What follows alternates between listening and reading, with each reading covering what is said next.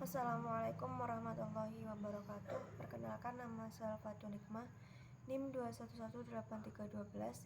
Di sini saya akan sedikit menerangkan mengenai biografi Imam Al-Ghazali Al-Hujjatul Islam. Langsung saja, siapa sih yang tak kenal dengan Imam Al-Ghazali?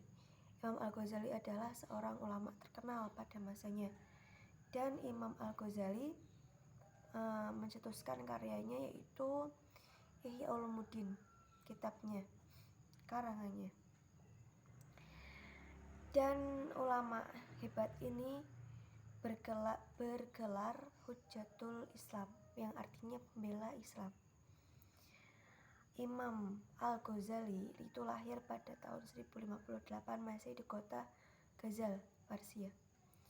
Nama lengkap beliau adalah Muhammad bin Muhammad Al-Ghazali. Di kota kelahirannya yang menjadi salah satu pusat pengetahuan itu, Al-Ghazali mulai menuntut ilmu dari para ulama ternama yang ada di sana. Dengan kepandaiannya, dengan kecerdasannya beliau yang dimilikinya, dalam usia masih sangat muda, Al-Ghazali sudah dikenal alim dalam persoalan agama. Hal itulah yang kemudian membuat Al-Imam Al-Haramain Al-Juwaini yang pada masa itu menjadi guru besar di Universitas Nizamiyah memberikan kepercayaan kepada Al-Ghazali untuk membantunya mengajar di sana. Tak lama berselang, beliau bahkan menggantikan Al-Imam Al-Haramain memimpin perguruan yang banyak menghasilkan ulama-ulama internasional pada zamannya saat itu. Kehidupan intelektual Al-Ghazali diisi dengan memberikan kuliah dan menulis kitab. Tak kurang dari 100 kitab yang menjadi buah karyanya. Yang terkenal dan tak asing lagi banyak orang adalah kitab Ihya Ulumuddin, karangannya. Kemudian Tahafuz Al-Falasifah, Al-Munqidh min Dalah, Maqasid Al-Falasifah, Misyakatul Anwar, dan Bidayatul Hidayah yang terjemahannya ada di tangan pembaca saat ini. Nah, kemudian menurut Al-Ghazali, kebenarannya hanya bisa dicapai dengan jalan kembali kepada Tuhan dengan hati yang bersih dan jiwa yang suci. Tuhan akan memancarkan cahaya kebenaran ke dalam batin seseorang. Dari situlah seseorang akan mendapatkan ilmu atau hikmah. Hikmah adalah puncak pengetahuan yang tertinggi. Ia tak bisa dicapai hanya lewat argumentasi filosofis dan pemikiran rasional.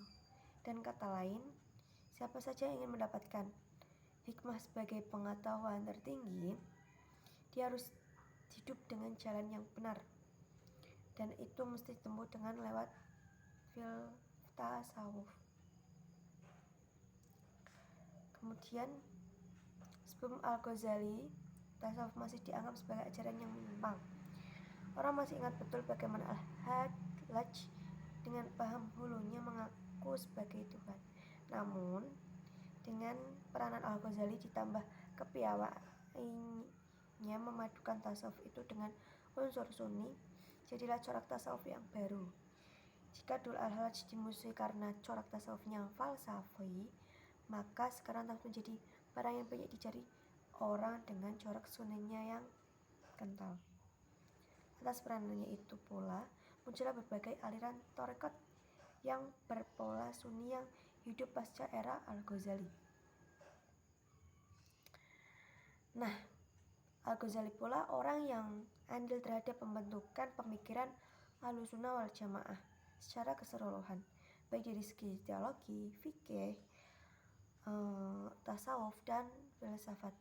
Argumentasinya yang bersifat tradisional terlihat condong membela Al-Asy'ari yang bisa kita saksikan dengan sangat jelas dalam kitabnya Ihya Ulumuddin. Ia pula yang punya andil dalam membakukan mazhab Syafi'i dengan mazhab yang identik dengan Ahlussunnah wal Jamaah.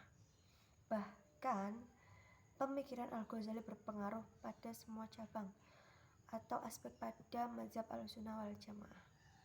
Nah, akhir dari kehidupan Imam Al-Ghazali itu ditutup usia pada tahun 1111 Masehi di Tus, Persia. Sampai sekarang namanya masih tetap diabadikan dengan harum dan akan selalu diingat oleh kaum muslimin sepanjang masanya. Gelar Hujjatul Islam yang disandangnya pun hampir dipastikan tak akan diberikan kepada orang lain untuk menghormati jasa-jasa yang besar, yang sangat besar terhadap Islam dan kaum muslimin. Itu saja, kurang lebihnya mohon maaf. Wassalamualaikum warahmatullahi wabarakatuh.